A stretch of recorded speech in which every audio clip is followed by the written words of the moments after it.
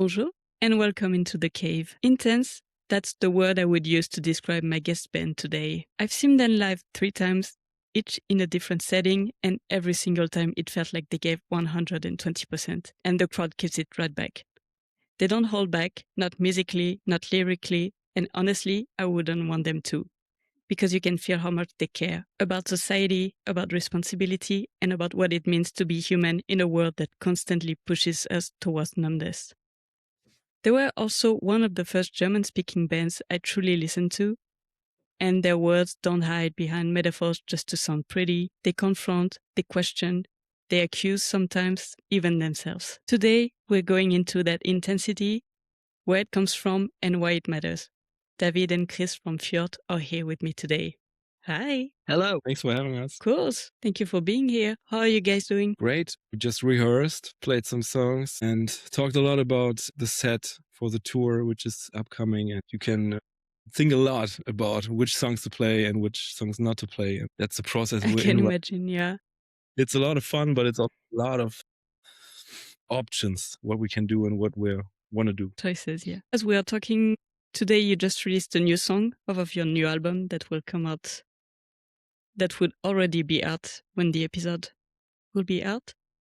Have you had any feedback already from it? Yeah, I think in general, the feedback is really good. It's like people, I maybe have to say that the song we went out with today is a little bit different than the other songs. It's like a little more mellow what the instrumental is. So like we have quite a bit of singing and screaming, but like the instrumental was more of like a more atmospheric, on the atmospheric side. So it's a little bit different maybe than the other two songs that we put out there, but the reception was really good. You're always excited and to see what people think, especially if you do something different. And I think everything we have done in the past with the songs we put out also for the last records, and people were always very supportive, which is cool for us because we like to do things a little bit different and not like repeat ourselves. So that gives us a lot of strength to keep going. That's cool. Yeah, it's good to know that you can try new things and that people will follow you. Absolutely, yeah. As I was saying, so when the episode will be out, your new album, Belle Époque, will also be out. And so I had the chance to listen to it and I really loved it. So congratulations on it. Thank you very much. Thanks a lot. And it is actually an album that is, I think, let me know if I'm wrong, but filled with a lot of anger. And the type of anger that I know, like being angry at humanity because you actually love human so much. Can you talk us through the context of the album? I think the term Belle Époque, we knew the term like loosely when we started writing the album. We kind of used it, and but we didn't really know exactly the details of it. So what it actually meant, we knew it's like kind of an era in time, but somehow it went into our vocabulary and we used it, and we were quite early on. We were like, that's a cool word, or just it's a very fitting word. We kind of used it ironically to describe like the times we're in right now with everything happening in the world, and like kind of in a sarcastic way, and like making a joke about it. That's like very cool era we're living in. And yeah, we didn't get into the details until later, but the term is quite kind of self-explanatory, like in the word itself. And also we're from Aachen, so we have a little bit of a French influence in our our language and our words. And so we don't actually speak French, but we have a lot of words that have come somewhere into the usage. And we have a lot of French song titles, so you can go back to our discography, see a lot of French song titles because they're kind of good words. But then we read into the term what it actually meant, and it was even more interesting because it's like a point in time, like roughly 100 years ago, where everything seemed to be very good and very great, and the future seemed bright, and everybody was having a good time. And it was before the world wars, and there were the technical advances, and the all the trajectories seemed to be upwards, and what was to come was great. That was the feeling of in retrospect, it's described as this, and it seemed so fitting for our time today. At some point, we locked in on the title and said, this is just a perfect title for all the things we have written about in this album, which are horrible things and disgusting things and things that are just shocking and leave us speechless. And it's like a very fitting, sarcastic title for this whole thing. Yeah, I totally get that. And yeah, speaking about you having some French words here and there, I'm happy when you play them live because those are some words that I can actually say and understand. At your shows, like people know all the words and I know some of them, but of course my German is not so great. So. And then I can say, oh, bonheur, plaisir. But it's so cool to hear this, like someone correctly, because I absolutely not did record it correctly. So it's cool. It didn't shock me when I was listening to it. I couldn't tell if you could actually speak French or not. So the accent is okay. That's okay. But it's like, it's the screaming, I think. It's masked the imperfectness of it.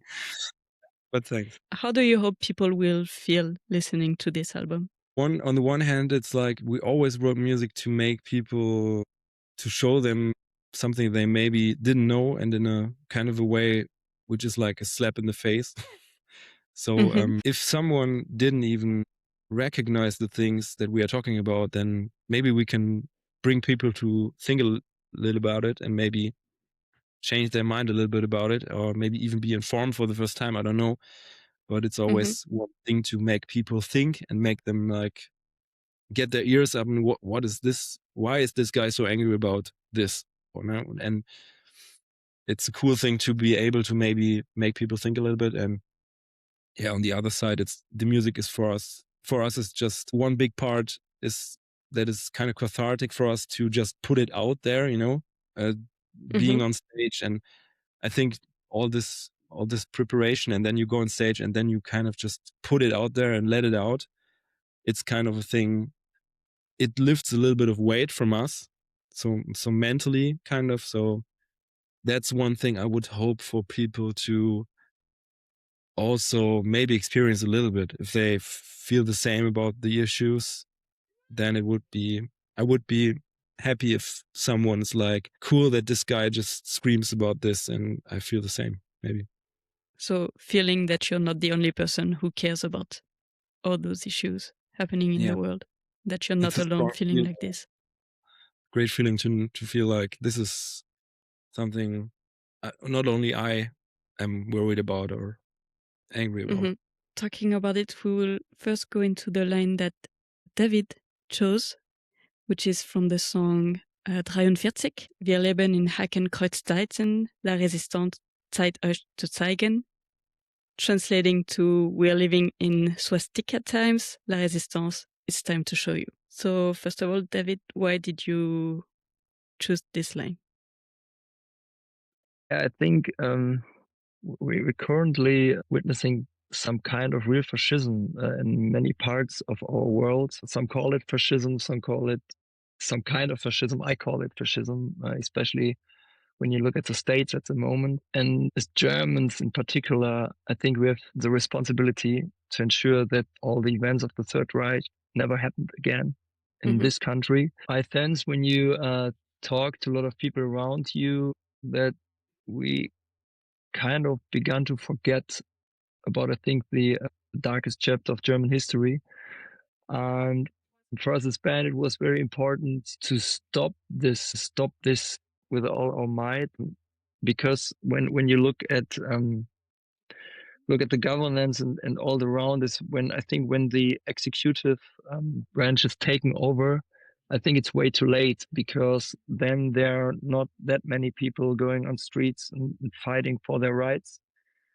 I think when you look at the States, like some people demonstrating against the ISIS troops, people get shot at the streets, and we really get remembered as all the time happening in this chapter of Germany.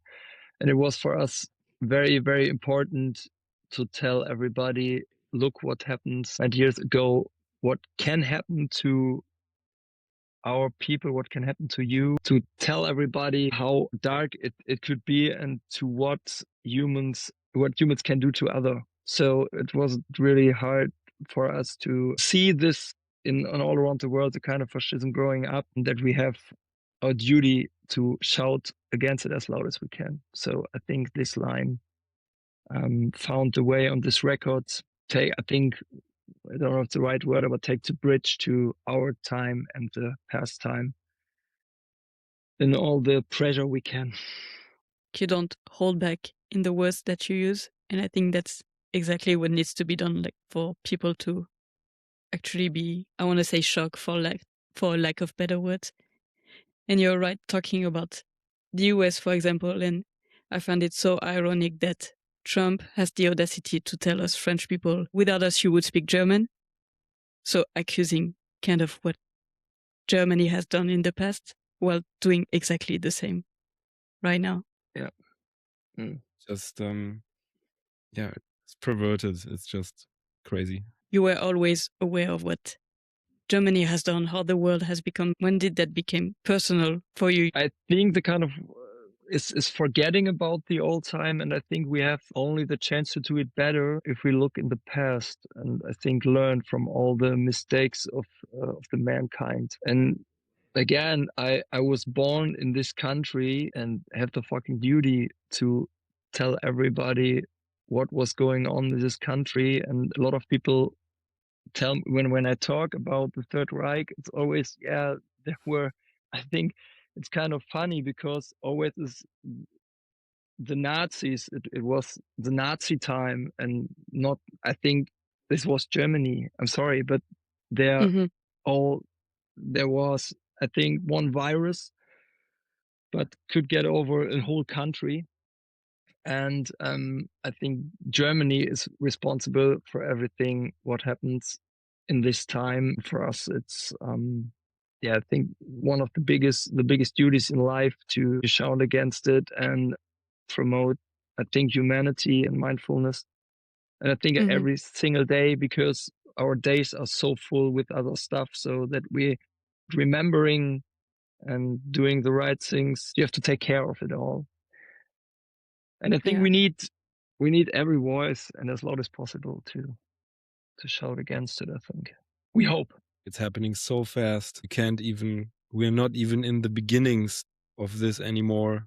That's the feeling. You know, we have this German saying, which is "Wehret den Anfängen," and which I try to roughly translate it to pay attention to the beginning of something like this and fight against it beginning. But I think we are far further than beginning, because we are talking about a right-wing party in Germany, which is like the biggest party.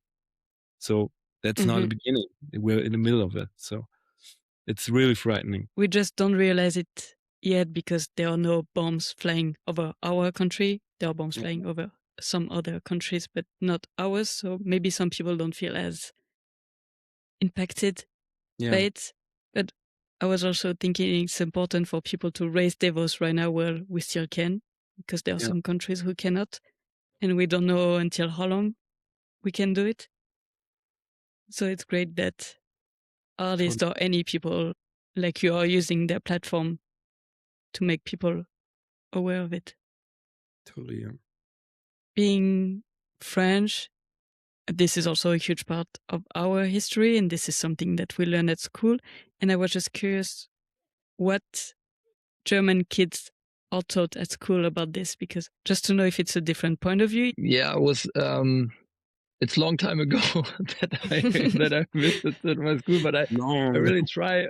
I really try to remember. No, I think during the school years, Third Reich was a major topic in historic lessons. I don't know how it's called, but when I remember the most, I think, shocking events were more presented through text than through images. So, and I think especially like videos, movies, and the telling of eyewitnesses are more important in warning the future generations, I think, of the danger, because you feel with the images you see, especially in documentaries, of something. When I read a book about it, it's shocking itself. But if you see to what people can do to other people, you're kind of losing your mind that it's possible. And in the movies, especially the concentration camp documentaries, it's like these are not humans which were acting there. So I think this could be in school, I think better in future, and I think perhaps visited of memorial sites like concentration camps would be good in future. In school we don't have the chance to. It was like we're talking about it but not seeing it. And I think we have to bring the time more to people in their eyes, because we live in so dark danger that it could happen to us again. And I think we have to kind of shock our youth to get them away from the right-wing party, what's going on in Europe and especially in Germany at the moment. Yeah, I was wondering if there is this German guilt of trying to sugarcoat it, even though I don't think as German, I don't think personally you guys need to have any guilt because this is not from your doing. But there is maybe a duty of remembering. Yeah, absolutely. I think the story, it was in my head, it was a lot of about guilt and how I'm guilty for that, what happens.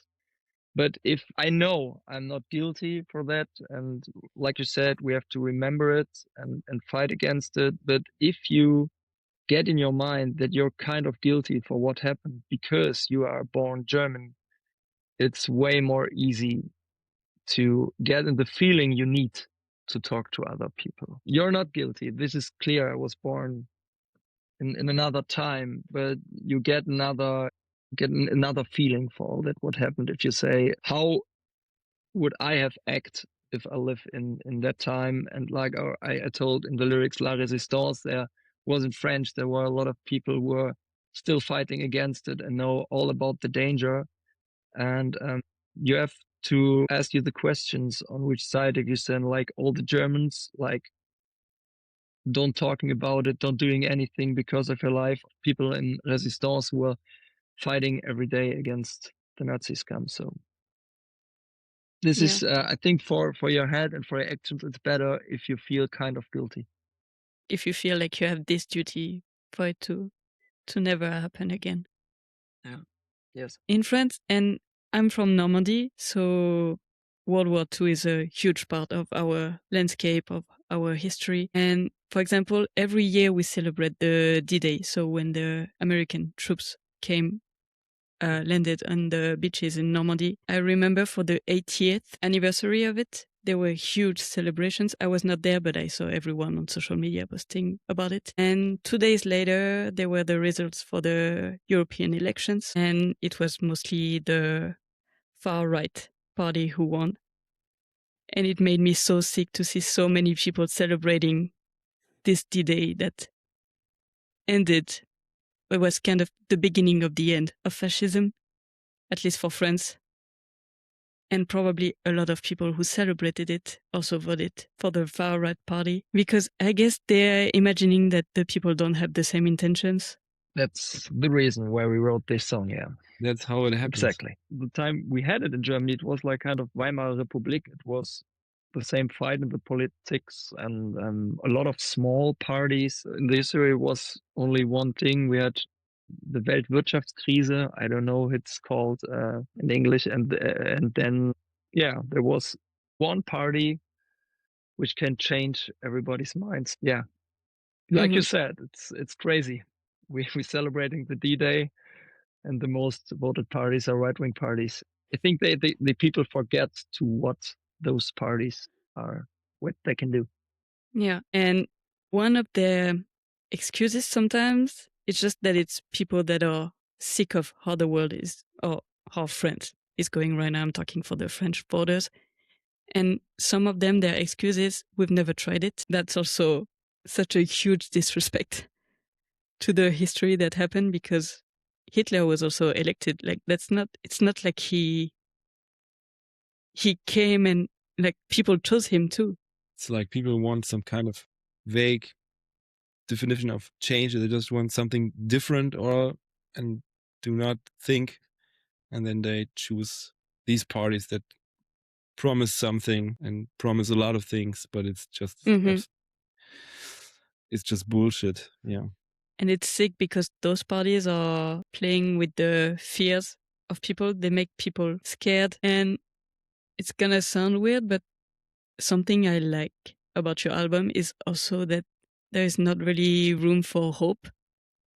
Because I had other guests but hang on, I'm gonna explain myself. But I had other guests that came and that have albums also about this topic and that they have hope about something. But for yours, not really. And it's like you're being more realistic and like you want people to be angry, but an anger that is filled with actually love and not on the other side that is filled with hate. This is actually a good transition to the line that Chris chose, which is from the song Messer. And the line is, Die Hoffnung ist ein Schlachtfeld und ich bin nicht bewaffnet. Ich wär gern für dich da, doch ich bin der Unterzahl. So which translates to hope is a battlefield and I am not armed. I would love to be here for you, but I am outnumbered. So why did you choose this line? The album has a lot of very heavy things happening on it, horrible topics that we are kind of pointing to and writing about. And I think in this first song, I am kind of saying, I don't know how to deal with this in a good way, where I kind of want to be informed about things, or maybe not. Maybe I want to be less informed. And in the best case, I actually want to do something about it. But it sometimes feels very difficult to deal with this and not be just drowned out in hopelessness, like to actually see, to not be like everything is pointless that we are trying to do.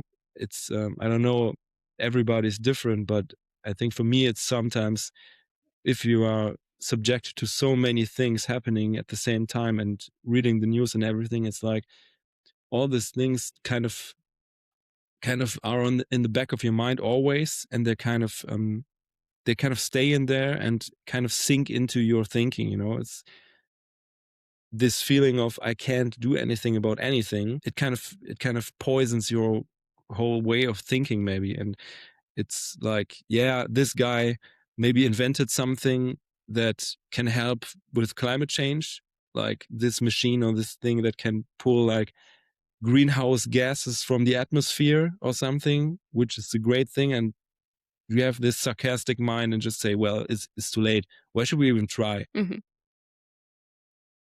That's not helpful at all. You just don't want to be like that. It's not cool. It's not helpful. It's a bad way of thinking. I think it's just giving in to this all this darkness, I would say.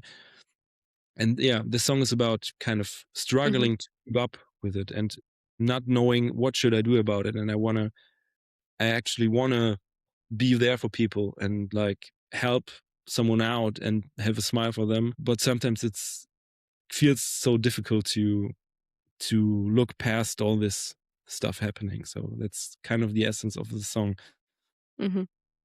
Yeah, to not fall into cynicism. Understand it's very hard to wanting to be informed, because the more you are informed and the more you can fight against it, I guess, but also the more it weighs on you. So it's about finding the balance between that, because sometimes it just brings you so much anxiety also. Like you don't want to see every day on the news what is happening, but also you want to know what is happening. The destructive ways that you're referring to is about falling into cynicism, right? And having your gauge so high, your anxiety, your anger so high that you get to the breaking point that maybe you don't have the strength or the will to fight anymore. If you try to look in any direction and any topic that you learn about, it's like you have absolutely no way of doing anything about this. This makes you feel really powerless. And on the other hand, it's not a good thing, because I would describe myself as a person that definitely can see like the beauty in things. And I like arts, I like people in general. So it's not like this is my way of being, like this being this destructive. And all the like little things that actually are awesome that people do and that happen. It's like, it's really bad to not recognize them and like this doesn't matter, in your personal life. This has no good outcome in any way. I don't want to drag people down, and people don't want to be dragged down. What I mean by destructive is, in any way, it's not good for anybody to look over things that are good.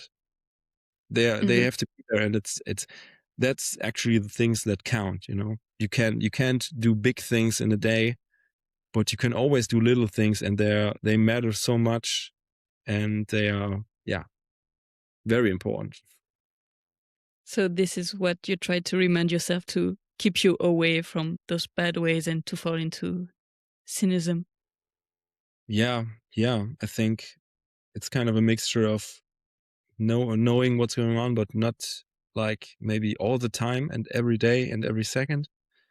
And on the other hand, trying to focus on the things that you can do. I cannot change American politics, but what I can actually do is like help my mom out, or I can like ask at my local animal shelter if they need any donations or something. Like, that's actual things that are good and that can make somebody's day. And maybe they carry it further and they say it was a good day, but that's really awesome things. And I think that's, if you focus on these things, that's a very good way of living, I think. And that's maybe sometimes the only way to make a change in any way. So it's good to focus on small things. I think that's definitely what those parties also expect, because if we don't have any more hope, or if we don't have any will to be a good person, this is how we will fall into those parties. And I must say, with this album, you're also doing a big thing by using your platform. So this is not even a small thing that you're doing. Yeah, it's cool that you say that, but it's right. It's true. It's cool to be able as a band to use your platform, and like so and so many people like listen to your lyrics, and you can talk to them on stage and stuff. But it's like, you can also be destructive about that and say like, why even write a song about this? It will not change anything. And that's like one of these thoughts that are not allowed, It's stupid. It's stupid to think like this, because of course you can make a change. And if you have a stage and can make albums and make songs and people actually care about them, which is like such a privileged position we have so much lucky, that we can do this. Back that when we started, we were like 3 people in a very small room just screaming at each other. and now we are talking about so many people coming to the shows, which is like mind-blowing. It's so valuable, and so it's so special to have this platform to talk about things that are important. Do people give you sometimes feedback about this? I don't know, after shows, or that you see on the YouTube comments or whatever? Absolutely. We have, like, when we are on tour, what we try to do every night, if we are healthy and we're not sick or something, we try to go to the merch stand and talk to people and like just hang out a little bit. And it's always really overwhelming when people come up and say something nice about the songs, and like, this helped me in this and this situation. You're not prepared for this. It's a lot to take in if people say such things, and also about the political stuff, and that we talk about stuff that is difficult and shitty, and also the right-wing stuff. If we talk about Nazi stuff and the movement to the right, people express like gratitude that we do this. It's cool to know that that it kind of hits people, and they understand it. It's not like just music, and it's cool to have someone screaming, It's cool screaming music, but it has like some very important topics in it, which kind of touch me. So you see in the song you're saying that you're not armed, but you actually have a few weapons to fight. And that really helped. Yeah, we have to still finding this out. I think it's an ongoing process of being kind of reasonable about this, and finding a way with this, but yeah. Mhm. I think we have a lot of things and a lot of good things and measures to do something, and it's we can't forget this. So that's what I would say. And you were talking about small gestures to do to help it get better, and that reminds me that what everyone can do is go to vote everywhere in Germany, that there will be the elections for the mayors coming out soon. And so this is just one simple gesture that doesn't take a lot of time, that is very easy. And when you see how many people don't vote anymore because sometimes they also feel helpless and feel like anyway that it's just one vote, it won't make a change. Yeah. So I want to remind it to the people from Germany listening, and also in France, because we will also have those elections. So please go vote. But yeah, this feeling you're talking about also, it really feels like you're trying to protect yourself so you can take better care of others. And it's like in an airplane, you have to put your mask first before you can take care and put the mask on other people. Is it something that you have realized and are managing to apply over time? Yeah, it's a good picture that you used. It's a very rewarding feeling to not only think about yourself. If you can do something, it's really rewarding for someone else, but sometimes you are not in the headspace to do it, you know. You kind of too much in your own head, and there's too much things that are going around in your head. So it's sometimes important to take your time and build kind of a base on which you can go further, you know. But you always have to remind yourself that it's so valuable to talk to people and to not just keep it to yourself, and then also give people like benefit of the doubt, to not only see like the bad things in people, and actually listen to them, invest time in other people. It's so important. But yeah, it's a balance between finding what you need yourself and then also connecting with people and not hide from everyone when you are feeling this. Yeah, I think that's beautifully said, because when you're feeling your best, this is how you can fight back also better and just be a better person and be there for others. Totally. Before I stop, I'd like to ask my guest if there is anything else that they would like to add. Thank you for doing this kind of podcast and giving to people this kind of music, which is not the kind of music living in radio stations or perhaps movies. It's like we are screaming and fighting and getting sweaty as fuck on stage. And just this is, I know if I show my mother my last record, it's about what are you doing there? So so it's always a pleasure to talk to people who are enjoying that kind of music, from people expressing their hearts out. So thank you for your podcast and for inviting us. Of course. Yes. Thank you As for always.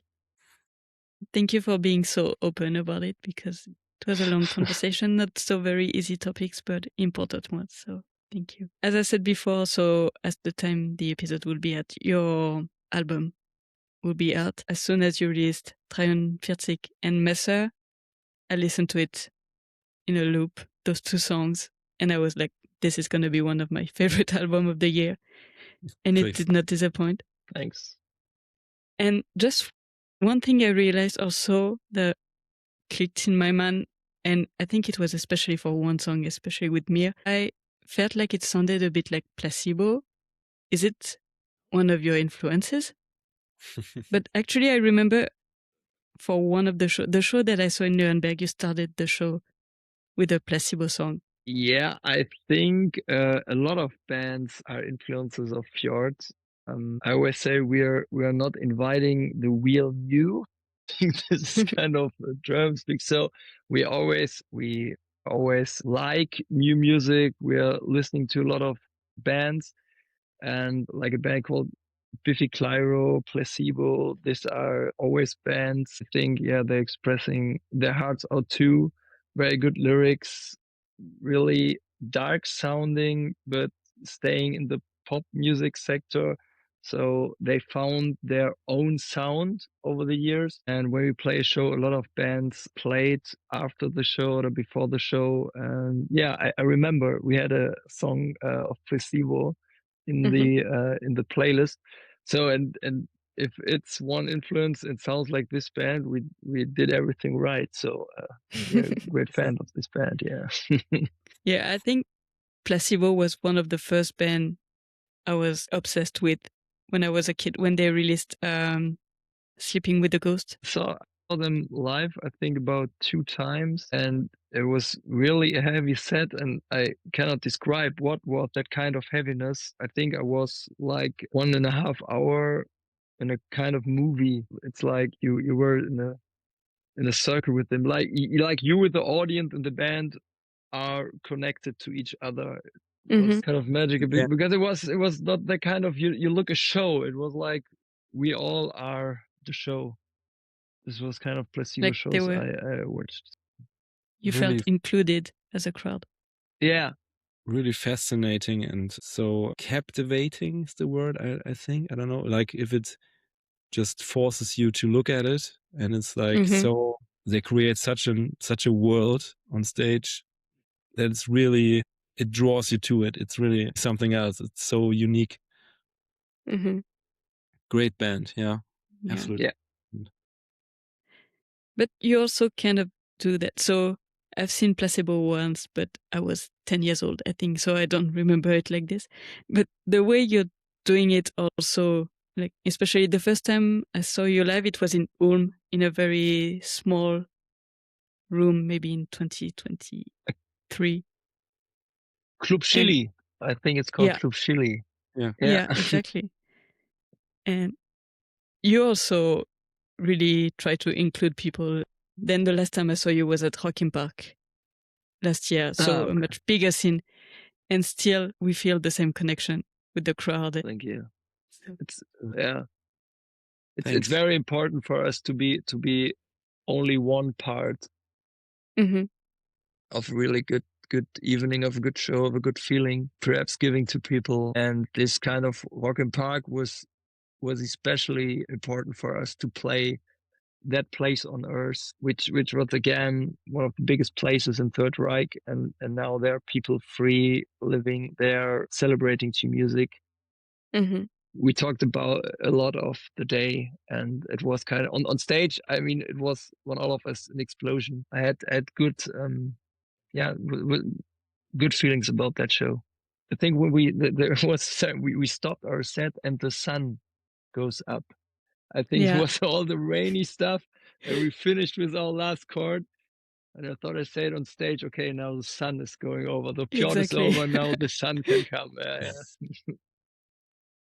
Yeah, because so for people, it was raining this whole weekend. Like I was so Yeah. tired of this weekend, and at the end of FJØRT set, the sun came back, and it was magical.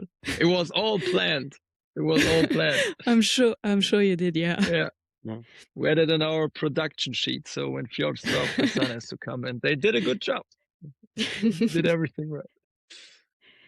And so you will start your tour on March 11th in Munich, to which I will go to, and I'm very impatient. Oh, cool. And so, yeah, what's next for FJØRT? Yeah, we have this tour coming up, which is like a lot of preparation and as always, like really a lot of excitement and what's gonna happen and how we are gonna feel on stage and so, because it feels very far away that we played our last tour. It's like, and it's always very exciting to do these first shows. And so you're gonna witness the first show where we will be like very, very nervous and very, hoping that nothing breaks and stuff, but everything will break and that's fine. It's always the case. That's the fun of it. Then we have some festivals coming up. After writing an album, we are always like, we put so much into writing an album and we go through so many versions of the songs and so many nights of editing and changing things because we can't be happy when it's not perfect. It's like we're really, especially me, I'm like, David is always saying, it's good, just keep it like that. And then at 3:00 in the morning, we are mixing stuff and I'm like, I can't, I just have to change it now. But yeah, it's always a process of, it's a long process of finding the final songs. So after this process, we're always like, I can't write anything now for an amount of time.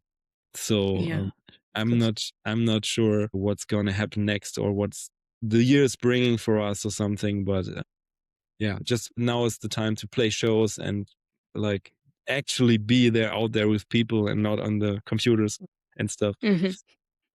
And that's really a fun part. I'm really looking forward to it. And I can only say thank you to everyone that's especially you for supporting this, like giving it so much time and so much platform where we can talk about our stuff, and also everyone else who's like interested and coming out and shaking our hand and saying like, hey, well, how are you doing and stuff.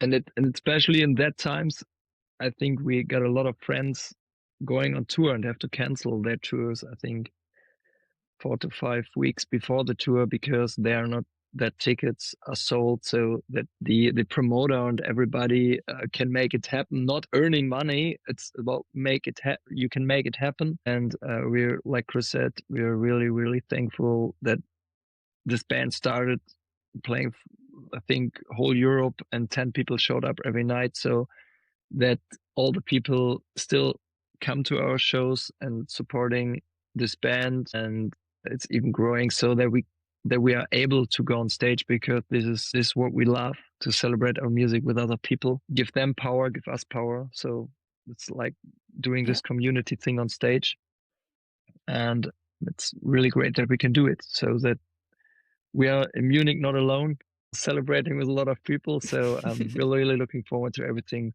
what comes, and we are rehearsing a lot at the moment to can play all the stuffs we did in our rehearsal room in the studio. It's really fun times at the moment. I'm really excited for the album to be out, to see how people will react. I'm sure you're also very excited about this, and then for your tour to come.